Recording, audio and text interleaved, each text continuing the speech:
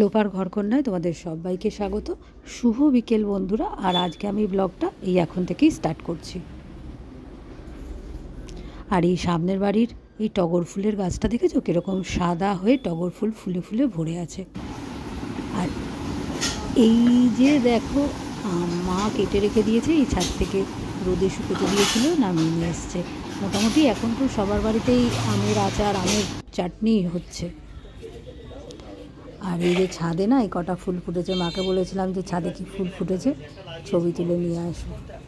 তা মা এই ফুলগুলো ফুটেছে এগুলোর ছবি তুলে নিয়ে এসছে। এখন আর কি করব, খাটে বসে বসে এই বিকেলবেলা একটু চুল টুলগুলো আঁচড়ে নিই। আর কি বলো তো, এমনি ঘরে বসে বসে বিরক্ত লাগছে, তার মধ্যে একটু চুল টুল আঁচড়ে মুখটা যদি ফ্রেশ করে না রাখি না, তাহলে না মানে নিজেকে আর ভালো লাগছে না। মনে হচ্ছে যে কবে যে, বেশি দিন কিন্তু হয়নি, সবে কিন্তু 7-8 দিন মতন হয়েছে, তাতেই মনে হচ্ছে যে বাবা কতদিন আমি এরকম বসে রয়েছি, হাঁটতে পারছি না, কী যে বিরক্ত লাগছে না, তোমাদেরকে কি বলবো বুঝতেই পারছি না।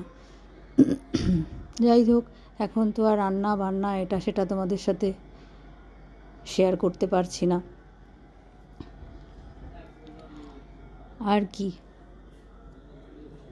এই এখন বিকেলবেলা এবার একটু একটু আস্তে আস্তে হেঁটে গিয়ে বাইরের ঘরে সোফায় গিয়ে বসবো, একটু চা খাবো। তারপরে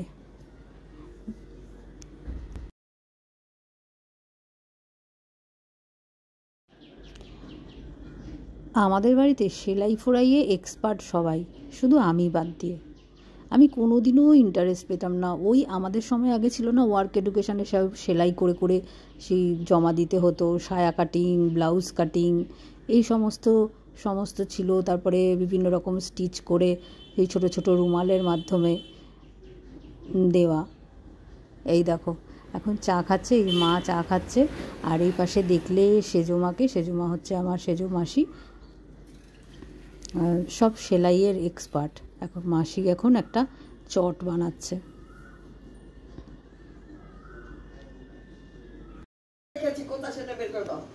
ও কেটে খাওয়া হয়ে গেছে দেখো এতক্ষণ।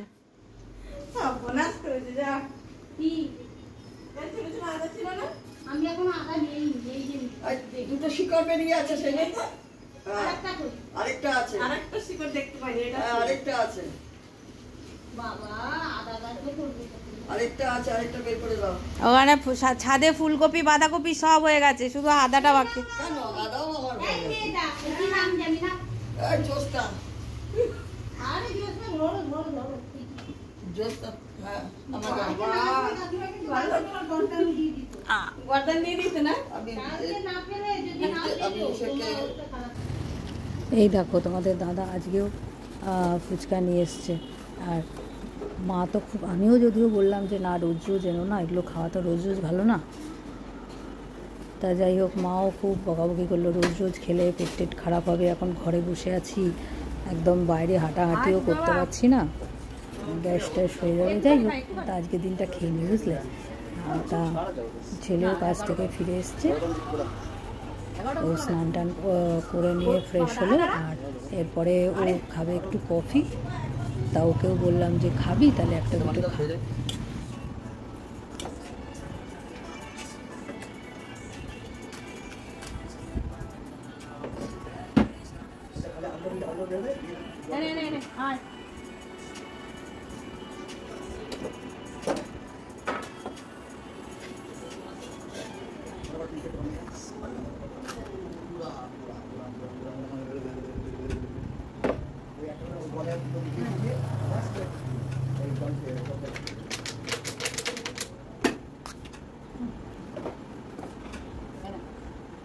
এটা ধর, এরকম করে ডুবা, এটা হাতে ধর। সাইজ ভালো করতে হবে।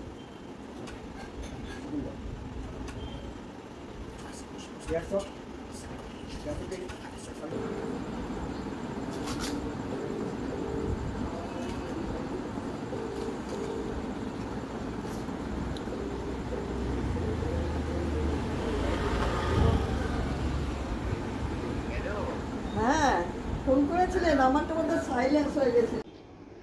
গুড ইভিনিং বন্ধুরা, একটু গা ফা ধুয়ে এসে বসলাম।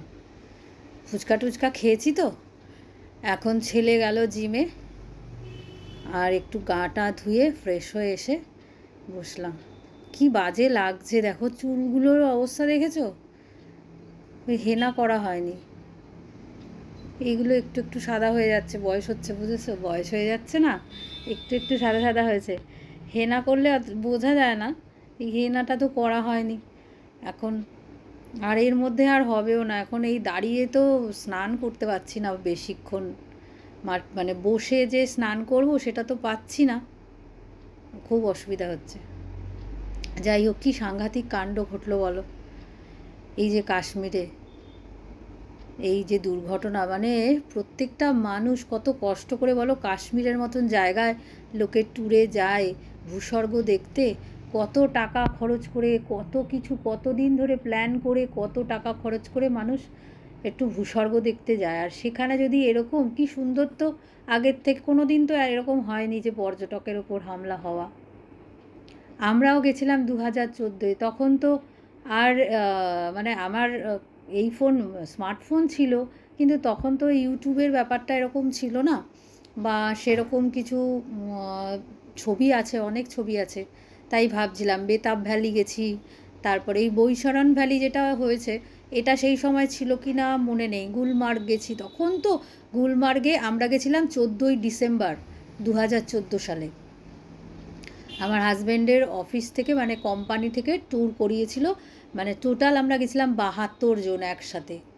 যখন মানে পুরো ট্রেনের বগিটা, মানে দুটো কামরা মনে হচ্ছে ম্যাক্সিমামই তখন, মানে একটা কামরায় যদি আমাদের সবাইকে দিত তাহলে হতো যে আমরা পুরো একটা বগিতে আমাদেরই লোকজন থাকতো, কিন্তু তা দেয়নি, দুটো কামরা মিলিয়ে মিশিয়ে দিয়েছিল। আর তখন 2014-তে ছেলে আরও ধরো 10 বছর ছোট ছিল, তখন তো খুব আনন্দ হয়েছে। আর গুলমার্গে সেই সময় বরফ, আর আমরা সেই রোপওয়ে করে সেই অনেকটা ইয়েতে গেছিলাম, খুব আনন্দ করেছিলাম। স্মৃতিতে সেই যে ভূস্বর্গ দেখা তো বারবার পসিবল হয় না, প্রচুর খরচও সাপেক্ষ ব্যাপার। তা যাই হোক, তাই ভাবছিলাম যে কত লোক কত কষ্ট করে এই যে মানে একটা টাকা পয়সা জমিয়ে, সবাই তো একদম ইজিভাবে যেতে পারে না বলো, অনেকের তো অনেক রকম অসুবিধা থাকে, তাও সত্ত্বেও কত টাকা খরচ করে কেউ মানে যাচ্ছে ফ্যামিলি নিয়ে, কেউ হাজব্যান্ড ওয়াইফ যাচ্ছে হানিমুন করতে। এই যে দুর্ঘটনা ঘটলো, মানে প্রত্যেকটা মানুষের মনে এইটা কিন্তু দাগ কেটে গেল যে কি একটা বাজে কাণ্ড ঘটলো না।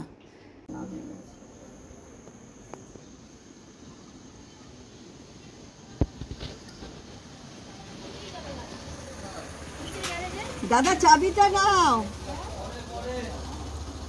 আরে চাবি না নিলে খুলবে কি করে? হ্যাঁ,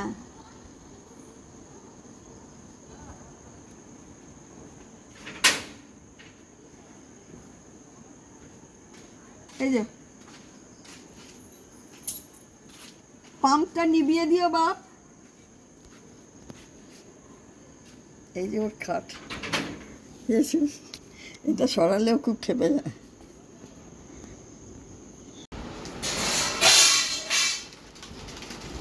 আজ ইয়ে খেয়েছি কি বলে, ডবল চিকেন রোল আর মোমো। হ্যাঁ, মোমো খাচ্ছিস, রোল খাচ্ছিস, আর এদিকে ঘরে এসে প্রোটিন পাউডার খাচ্ছিস। হ্যাঁ, সবই তো। আর এদিকে জিম করছিস, ভালোই আছিস। আর এই ঘরে এই খাবো না, ওই খাবো না, ওই খাবো না, একদম লেগেই রয়েছে তো।